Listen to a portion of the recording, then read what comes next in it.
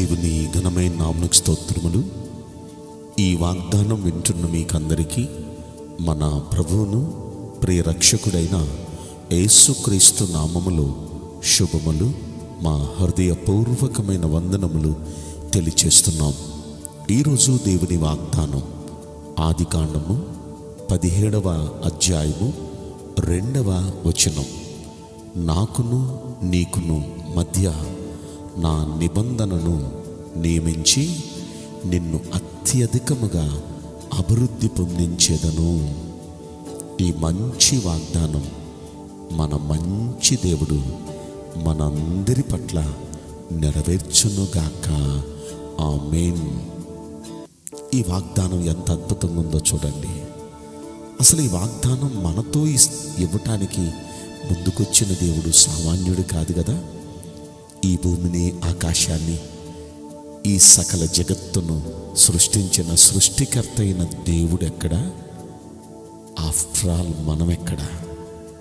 కానీ ఆ మహాదేవుడు మహాకాశాలు పట్టజాలనంత మహిమగల దేవుడు, ఉన్నతుడైన దేవుడు, సర్వశక్తిగల దేవుడు, సర్వ అధికారాలు కలిగిన దేవుడు, ఆ మహోన్నతుడైన ఆ దేవుడు మనతో నిబంధన చేస్తున్నాడండి. ఎంత అదృష్టవంతులు మనం, ఎంత ధన్యులు మనం. ఆయన ఏమంటున్నాడు చూడండి, నాకును మీకును మధ్య నా నిబంధన నియమిస్తాను. ఒక నిబంధన అంటే ఒక ఒడంబడిక, లేక ఓ మాటలో చెప్పాలంటే ఒక ప్రమాణం. మీకు నాకు మధ్య ఒక ప్రమాణం చేసుకుందాం. ఎలాగో చెప్పినా, నిన్ను అత్యధికంగా అభివృద్ధి పొందిస్తాను. మామూలుగా కాదు, అత్యధికంగా. అసలు ఎంత అద్భుతమైన మాట. ఈ వాగ్దానం నమ్మండి ప్రియ దైవ జనాంగమా. మనతోనే దేవుడు చెప్పాడని నమ్ముదాం. ఎందుకంటే మన దేవుడు నిబంధన చేసుకునే దేవుడు. ఆయన మాట ఇచ్చాడో ఆ మాటే ఒక నిబంధన. ఆయన మాట తప్పుటకు నరుడు కాదు. ఈ వాగ్దానం సూటిగా మనతోనే అన్నాడని నమ్ముదాం. దేవుని వాగ్దానాలు ఎన్నైనా సరే అవన్నీ క్రీస్తునందు అవును అన్నట్లుగా ఉన్నాయి. ఈ మంచి వాగ్దానం నమ్మండి, అత్యధికంగా మనల్ని అభివృద్ధి పొందించబోతున్నాడు. మనతో, ఆఫ్టర్ ఆల్ మనతో ఆయన ముందు పోల్చుకుంటే ఏ పాటోళ్ళు వండి మనం. అసలు ఆయన కోటికి కూడా మనం సరిపోం. అంత ఉన్నతుడైన దేవుడు మనతో ఆయన నిబంధన చేయటం అంటే ఎంత అదృష్టం మనకి.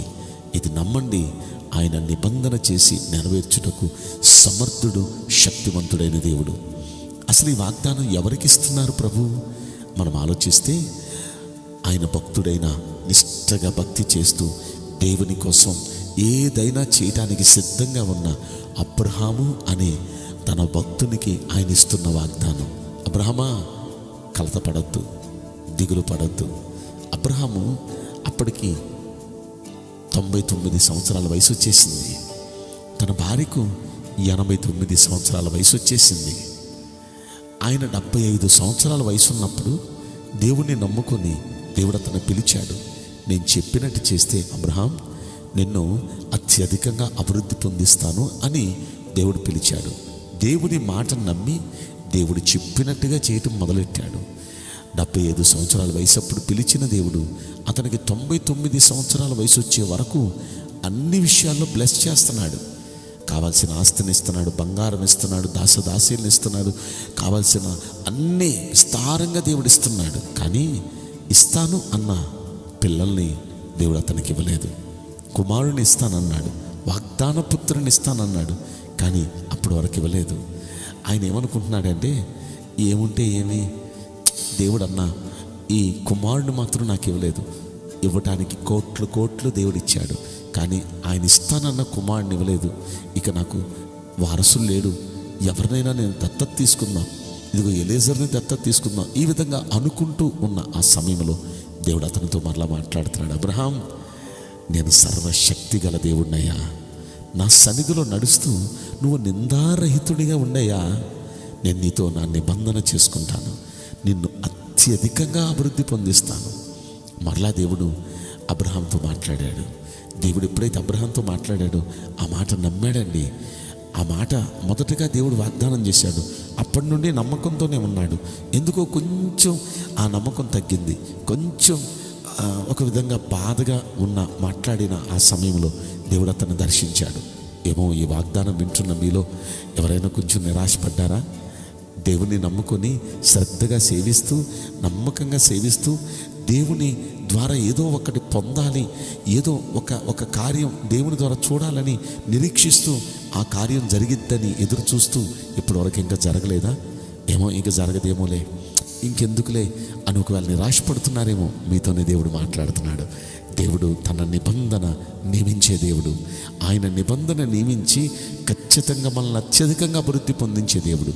ఆ వాగ్దానం చేసిన దేవుడు ఏం చేశాడో తెలుసా? సరిగ్గా 100 ఏళ్ళు అంటే అతనికి ఇంకొక సంవత్సరం వచ్చేటప్పటికి అతనికి దేవుడు చక్కని బహుమానాన్ని ఇచ్చాడండి. చక్కని బిడ్డను, వాగ్దాన పుత్రుని ఇచ్చాడు. నిబంధన చేసిన దేవుడు ఆ నిబంధన నెరవేర్చాడు. అప్పటికి వృద్ధుడు 100 ఏళ్ళు వచ్చేసినాయి. తన భార్య వృద్ధాప్యం 90 ఏళ్ళు వచ్చేసినాయి. స్త్రీ ధర్మాలన్నీ ఆగిపోయినాయి. అసాధ్యం. వృద్ధాప్యంలో అది స్త్రీ ధర్మాలు ఆగిపోయిన భార్య ద్వారా ఇప్పుడు కుమారుడు కలగటం అంటే అసాధ్యం. మీరు అనుకోవచ్చు, నాకు ఇంకేం సాధ్యమైంది, అన్నీ అయిపోయినాయి, ఇక అన్నీ జరిగిపోయినాయి, ఇక అసాధ్యం అని మీరు అనుకోవచ్చు. మన దేవుడు అసాధ్యాలను సుసాధ్యపరచడంలో ఆయనకు మించిన వాళ్ళకి ఎవరు లేరు. ఆయనే సాటి. కనుక ఆ దేవుడు ఆ రోజున అసాధ్యం అనుకునే ఆ సమయంలో దేవుడు ఆశ్చర్య రీతిలో అతనికి సహాయం చేశాడు. అదే మనం ఆదికాండం 21వ అధ్యాయంలో మనం చదువుకుంటాం. అతని ముసలితనం ముందు, అతని వృద్ధాప్యం మందు అతనికి దేవుడు చక్కని కుమారుణ్ణి బహుమానంగా ఇచ్చాడు. దేవుడు ఈ వాగ్దానం వింటున్న మనకు కూడా ఒకవేళ అసాధ్యం, అది మనుషులకి, అది మనకి, ఇది అసాధ్యం కావచ్చు. ఈ పరిస్థితుల్లో మనకి మేలు కలగటం, ఈ పరిస్థితుల్లో మనం దీవించబడటం, ఈ పరిస్థితుల్లో ఉన్న మనం ఆశీర్వదించబడటం, అభివృద్ధిలోకి రావటం, ఇది అసాధ్యమని మీరు అనుకుంటున్నారా? నో. మన దేవుడు సర్వశక్తిమంతుడు. మన దేవుడు ఏదైనా చేసే సమర్థుడు. ఆయన వైపు చూడండి. మీ సామర్థ్యం వైపు, మీకున్న కెపాసిటీ వైపు చూడొద్దు. మన దేవుని వైపు చూద్దాం. ఆయన ఏదైనా చేయగలడు. కనుక మనందరి జీవితంలో ఆయన అత్యధికంగా ఆయన అభివృద్ధి పొందించి ఆయన నిబంధన నెరవేర్చును గాక. ఆమేన్. నేను మీకోసం ప్రార్థన చేయబోతున్నాను. పరిశుద్ధుడా, ప్రేమగల యేసురాజా, మీ పరిశుద్ధ బంగారు పవిత్రమైన నామమునకు నిండు మనసుతో కోట్ల కొలదిగా స్తుతులు, స్తోత్రములు, వందనాలు చెల్లిస్తున్నాం. ఈ వాగ్దానం వింటున్న ప్రియుల జీవితంలో దయచేసి ఈ వాగ్దానం నెరవేర్చి కృప చూపించండి అయ్యా.